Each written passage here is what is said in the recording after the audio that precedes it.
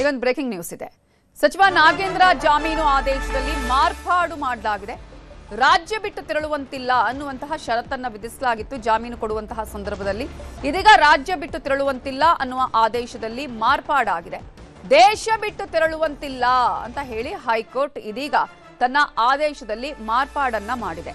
ಅನುಮತಿ ಇಲ್ಲದೆ ಸಚಿವ ನಾಗೇಂದ್ರ ವಿದೇಶಕ್ಕೆ ಹೋಗುವಂತಿಲ್ಲ ಅಂತ ಹೇಳಿ ಈಗ ಸೂಚನೆಯನ್ನ ಕೊಟ್ಟಿದ್ದು, ಇನ್ನು ಆಕ್ಷೇಪಣೆ ಸಲ್ಲಿಸೋದಕ್ಕೆ ಇಡಿಗೆ ಆಗಸ್ಟ್ 12ರವರೆಗೆ ಕಾಲಾವಕಾಶವನ್ನು ಕೂಡ ಕೋರ್ಟ್ ಕೊಟ್ಟಿದೆ. ದೆಹಲಿಗೆ ತೆರಳಲು ಅನುಮತಿಯನ್ನ ನಿರಾಕರಿಸಿತ್ತು ಜನಪ್ರತಿನಿಧಿಗಳ ಕೋರ್ಟ್.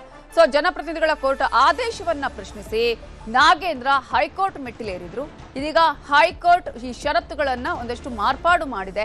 ಆ ಒಂದು ಮಾರ್ಪಾಡಿನಲ್ಲಿ ರಾಜ್ಯ ಬಿಟ್ಟು ತೆರಳುವಂತಿಲ್ಲ ಅನ್ನುವಂತಹ ಷರತ್ತಿನ ಬದಲಾಗಿ ದೇಶ ಬಿಟ್ಟು ತೆರಳುವಂತಿಲ್ಲ ಅನ್ನುವಂತಹ ಆದೇಶವನ್ನ ಮಾಡಲಾಗಿದೆ. ಈಗ ಇಡಿಗೂ ಕೂಡ ಆಗಸ್ಟ್ 12ರವರೆಗೂ ಕೂಡ ಯಾವುದಾದ್ರೂ ಆಕ್ಷೇಪಣೆ ಇದ್ರೆ ಅರ್ಜಿ ಸಲ್ಲಿಸುವುದಕ್ಕೆ ಅವಕಾಶವನ್ನು ಮಾಡಿಕೊಟ್ಟಿದೆ. ಇವಿಷ್ಟು ಈ ಹೊತ್ತಿನ ಪ್ರಮುಖ ಸುದ್ದಿ. ನೋಡ್ತಾರೆ ನ್ಯೂಸ್ 18, ಜಾಲ ನಮ್ಮದು, ಬಲ ನಿಮ್ಮ.